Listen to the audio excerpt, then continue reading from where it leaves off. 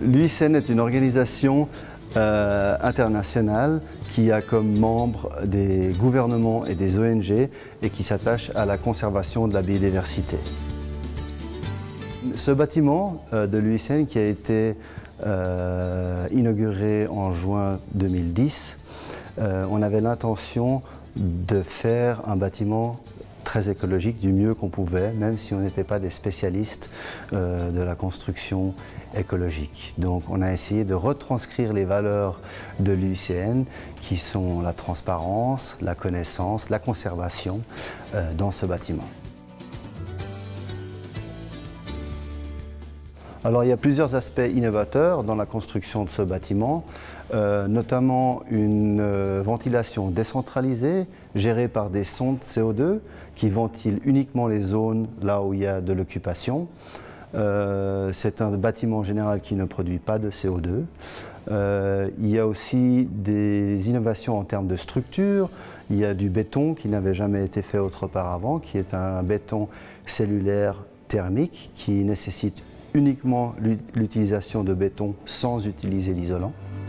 Lorsqu'on a conçu le bâtiment, on espérait pouvoir intégrer le maximum d'éléments environnementaux et évidemment une installation photovoltaïque était un élément indispensable. Alors nous avons fait appel au soutien de Romande Énergie pour installer une installation photovoltaïque sur toute la partie du toit supérieur. Donc c'est pour ça qu'on a fait appel à Romande Énergie. Nous avons fait connaissance de l'UICN en 2009. Nous avons fait avec eux un contrat d'énergie sur le marché libre.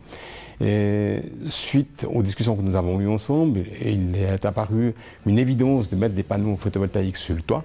Romande Énergie a investi massivement, donc plus d'1 million de francs pour faire ce projet qui est sur les toits derrière moi et qui depuis produit 160 000 kWh à peu près par année.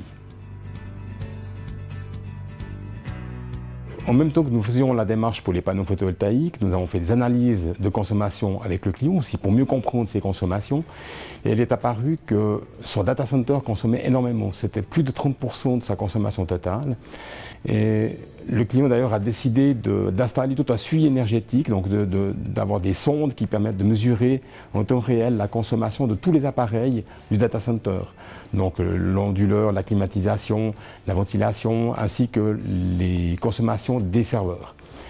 Suite à ça, il a fait plein d'actions pour optimiser son data center. Et maintenant, celui-ci consomme nettement moins qu'auparavant. Donc la consommation a baissé de 28%. Donc c'est ce qui est significatif.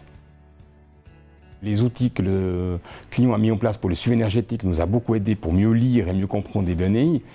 Et en plus, le client a envoyé son responsable technique faire une formation au suivi énergétique chez Romande Énergie. Toutes ces composantes qui font la consommation et la facture au final étaient nécessaires d'être bien comprises par le client.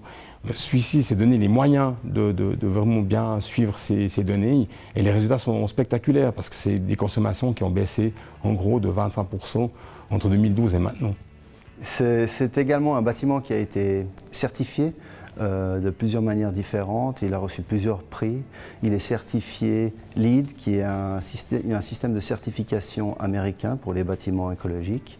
Il a la plus haute certification suisse, Minergie EcoP. Il a également reçu le prix solaire pour l'installation photovoltaïque qui se trouve sur le toit. L'UICN, pour nous, était une évidence parce que tous les matériaux, tous les moyens qui ont été mis en place ici étaient pour faire un bâtiment exemplaire. Donc avoir un bâtiment où tous les meilleurs usages des énergies a été fait. Et il est évident que participer à un tel projet était pour nous très intéressant.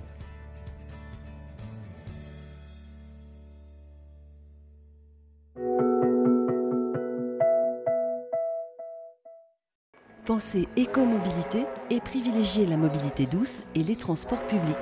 Les transports sont la première cause de bruit et de pollution de l'air. Ils représentent 35% de la consommation totale d'énergie. Un voyage Lausanne-Paris rejette 25 fois moins de CO2 dans l'atmosphère en train qu'en voiture.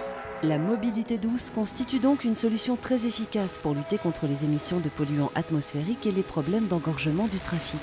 En plus, la pratique régulière de la marche ou du vélo joue un rôle préventif pour lutter contre les maladies cardiovasculaires, l'obésité ou le stress.